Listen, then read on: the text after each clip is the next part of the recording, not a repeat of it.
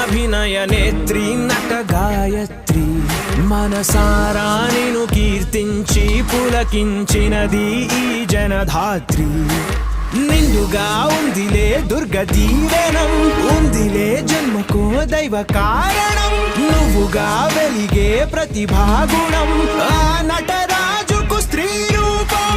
కళకే అంకితం నీ కణకణం వెండి తెరకెన్నడో ఉందిలే రుణం పేరుతో పాటుగా అమ్మనే పదం నీకే దొరికిన సౌభాగ్యం